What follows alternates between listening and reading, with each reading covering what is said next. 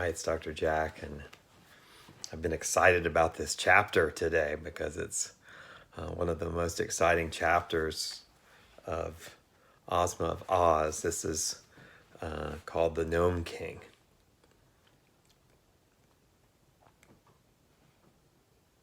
By and by, when they drew near to the mountain that blocked their path, and which was the furthermost edge of the kingdom of Eve, the way grew dark and gloomy for the reason that the high peaks on either side shut out the sunshine.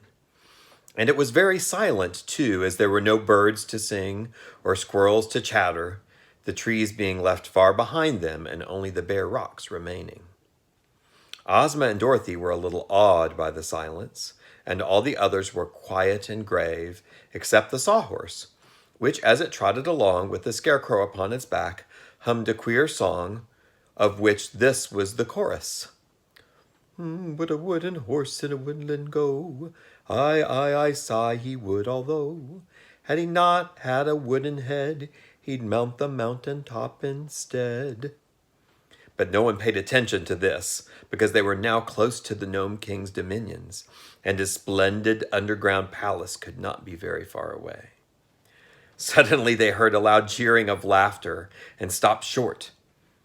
They would have to stop in a minute anyway, for the huge mountain barred their further progress, and the path ran up close to a wall of rock and ended. "Who was that laughing?" asked Ozma. There was no reply, but in the gloom they could see strange forms flitting across the face of the rock. Whatever the creations might be, they seemed very like the rock itself, for they were the color of rocks, and their shapes were as rough and rugged as if they had been broken away from the side of the mountain. They kept close to the steep cliff facing our friends, and glided up and down in this way and that with a lack of regularity that was quite confusing. And they seemed not to need places to rest their feet, but clung to the surface of the rock as a fly does to a window pane, and they were never still for a moment. "Do not mind them," said Tick-Tock as Dorothy shrank back. "They are only the gnomes." "And what are gnomes?" asked the girl, half frightened. "They are rock fairies and serve the Gnome King," replied the machine. "But they will do us no harm. You must call for the king, because without him you can never find the entrance to the palace." "You call," said Dorothy to Ozma. Just then the gnomes laughed again, and the sound was so weird and disheartening that the 26 officers commanding the private to right about face, and they all started to run as fast as they could. The Tin Woodman at once pursued his army and cried, "Halt!" And when they had stopped their flight, he asked, "Where are you going?" I've forgotten the brush for my whiskers," said a general, trembling with fear. So we're going back after it." "That is impossible," replied the Tin Woodman, "for the giant with the hammer would kill you all if you tried to pass him." "Oh, I've forgotten the giant," said the general, turning pale. "You seem to forget a good many things," remarked the Tin Woodman. "I hope you won't forget that you are a brave man." "Never!" cried the general, slapping his gold-embroidered chest. "Never!" cried all the other officers, indignantly slapping their chests. "For my part," said the private meekly, "I must obey my officers. So when I am told to run, I run. And when I am told to fight, I fight." "That is right," agreed the Tin Woodman. "And now you must all come back to Ozma and obey her orders. And if you try to run away again, I will have her reduce all the 26 officers to privates and make the private your general." This terrible threat so frightened them that they at once returned to where Ozma was standing beside the Cowardly Lion. Then Ozma cried out in a loud voice, "I demand that the Gnome King appear to us." There was no reply except the shifting gnomes upon the mountain laughed in derision. They're laughing at Ozma. They don't look very nice.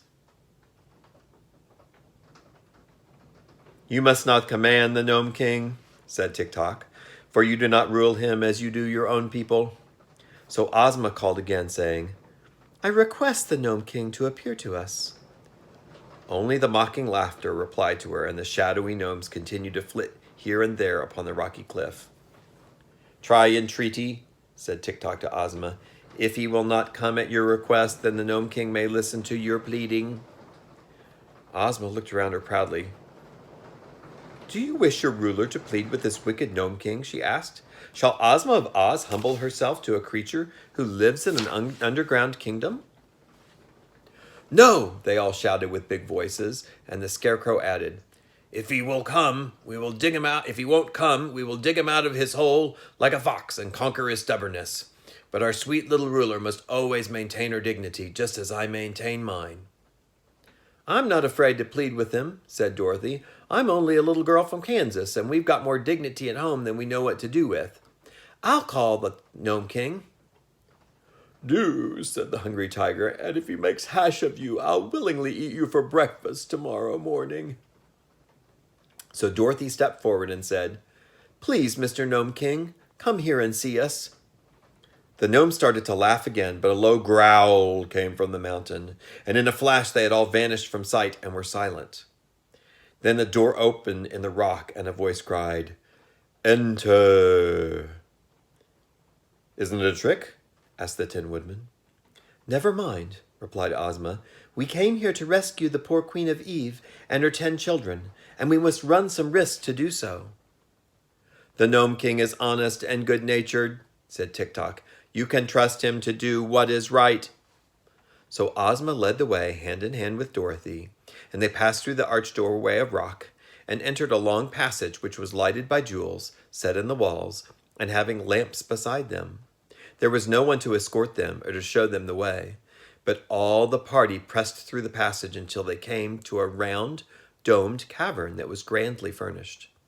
In the center of this room was a throne carved out of solid boulder of rock, rude and rugged in shape, but glittering with great rubies and diamonds, and emeralds on every part of its surface.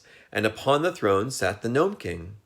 This important monarch of the underground world was a little fat man, clothed in gray-brown garments that were exactly the color of the rock throne in which he was seated.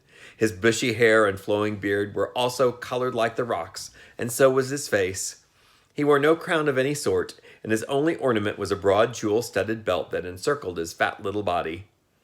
As for his features, they seemed kindly and good-humored, and his eyes were turned merrily upon his visitors as Ozma and Dorothy stood before him, with their followers ranged in close order behind them. Why, he looks just like Santa Claus, only he isn't the same color, whispered Dorothy to her friend. But the Gnome King heard the speech, and it made him laugh aloud. He had a red face and a round little belly that shook when he laughed like a bowl full of jelly, quoth the monarch in a pleasant voice, and they all could see that he really did shake like jelly when he laughed. Both Ozma and Dorothy were much relieved to find the Gnome King so jolly, and a minute later he waved his right hand, and the girls each found a cushioned stool at their side. Sit down, my dears, said the king, and tell me why you've come all this way to see me, and what I can do to make you happy. While they seated themselves, the Gnome King picked up a pipe, and taking a glowing red coal out of his pocket, he placed it in the bowl of the pipe and began puffing out clouds of smoke that curled in rings above his head. Dorothy thought this made the little monarch look more like Santa Claus than ever, but Ozma now began speaking, and everyone listened intently to her words. Your Majesty, said she, I am the ruler of the land of Oz, and I have come here to ask you to release the good Queen of Eve and her 10 children, whom you have enchanted and hold as your prisoners. Oh, no, you are mistaken about that, replied the king. They're not my prisoners, but my slaves, whom I purchased from the King of Eve. But that was wrong, said Ozma. According to the laws of Eve, the king can do no wrong, answered the monarch, eyeing a ring of smoke he had just blown from his mouth, so that he had perfect right to sell his family to me in exchange for a long life. You cheated him, though, declared Dorothy, for the King of Eve did not have a long life. He jumped into the sea and was drowned. That was not my fault, said the Gnome King, crossing his legs and smiling contentedly. I gave him a long life, all right, but he destroyed it. Then how could it be a long life? Asked Dorothy. Easily enough, was the reply. Now suppose, my dear, that I gave you a pretty doll in exchange for a lock of your hair, and after you had received the doll, you smashed it into pieces and destroyed it. Could you say I had not given you a pretty doll? No, answered Dorothy. And could you in fairness ask me to return to you the lock of hair, just because you had smashed the doll? No, said Dorothy again. Of course not, the Gnome King returned. Nor will I give up the Queen and her children, because the King of Eve destroyed his long life by jumping into the sea. They belong to me, and I shall keep them. But you are treating them cruelly, said Ozma, who was much distressed by the king's refusal. In what way? He asked. By making them your slaves, said she. Cruelty, remarked the monarch, puffing out wreaths of smoke and watching them float into the air, is a thing I can't abide. So as slaves must work hard, and the Queen of Eve and her children were delicate and tender, I transformed them all into articles of ornament and bric-a-brac, and scattered them around the various rooms of my palace. Instead of being obliged to labor and work, they merely decorate my apartments, and I really think I have treated them with great kindness.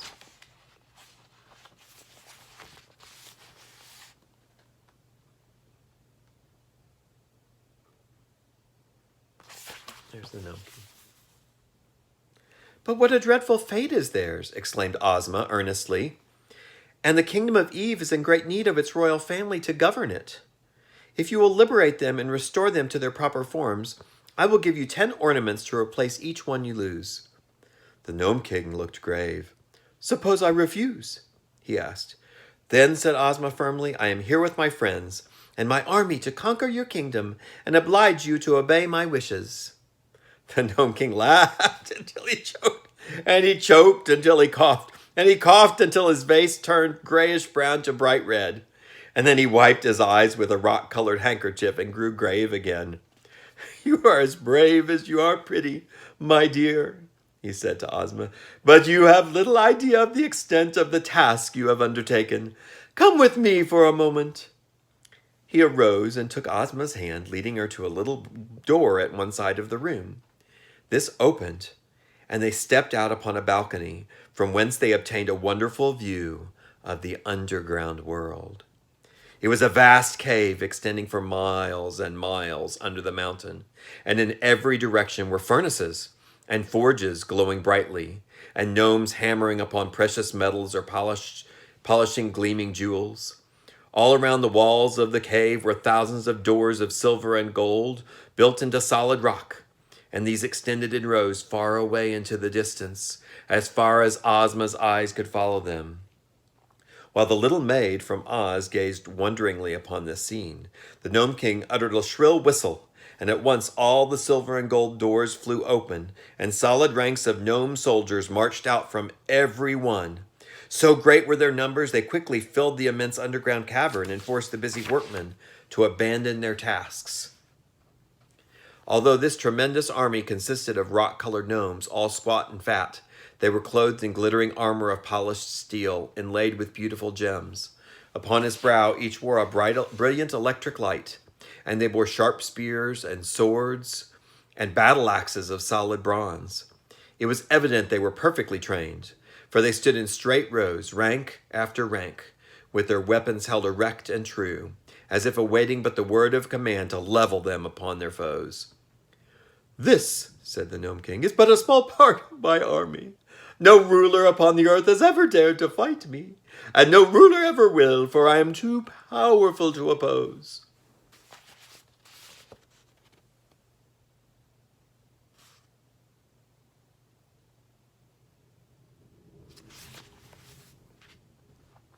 He whistled again, and at once the martial army filed through the silver and gold doorways and disappeared, after which the workmen again resumed their labors at the furnaces. Then, sad and discouraged, Ozma of Oz turned to her friends, and the Gnome King calmly reseated himself on his rock throne. It would be foolish for us to fight, the girl said to the Tin Woodman, for our brave 27 soldiers would be quickly destroyed. I'm sure I do not know how to act in this emergency. Ask the king where his kitchen is, suggested the tiger. I'm hungry as a bear. I might pounce upon the king and tear him in pieces, remarked the cowardly lion. Try it, said the monarch, lighting his pipe with another hot coal which he took from his pocket. The lion crouched low and tried to spring upon the Gnome King, but he hopped only a little way into the air and came down again in the same place, not being able to approach the throne by even an inch. "It seems to me," said the Scarecrow thoughtfully, "that our best plan is to wheedle His Majesty into giving up his slaves, since he is too great a magician to oppose." "This is the most sensible thing any of you have suggested," declared the Gnome King. "It is folly to threaten me, but I'm so kind-hearted, I cannot stand coaxing or wheedling. If you really wish to accomplish anything by your journey, my dear Ozma, you must coax me." "Very well," said Ozma more cheerfully. "Let us be friends and talk this over in a friendly manner." "To be sure," agreed the king, his eyes twinkling merrily. "I am very anxious," she continued, "to liberate the Queen of Eve and her children, who are now ornaments and bric-a-brac in your Majesty's palace, and to restore them to their people. Tell me, sir, how may this be accomplished?" The king remained thoughtful for a moment, after which he asked, "Are you willing to take a few chances and risks yourself in order to set free the people of Eve?" "Yes, indeed," answered Ozma eagerly. "Then," said the Gnome King, "I will make you this offer. You shall go alone and unattended into my palace and examine carefully all the rooms contain. Then you shall have permission to touch 11 different objects, pronouncing at the time the word Eve.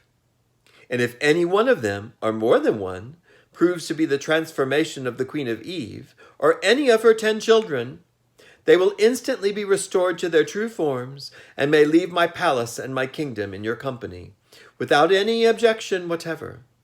It is possible for you in this way to free the entire 11, but if you do not guess all the objects correctly, and some of the slaves remain transformed, that each of your friends and followers may in turn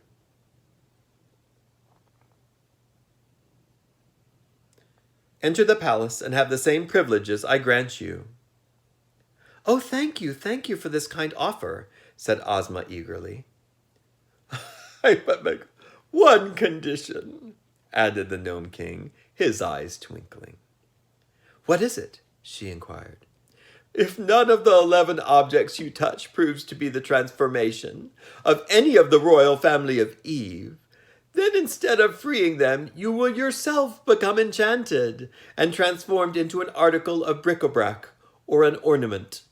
This is only fair and just, and is the risk you declared you were willing to take."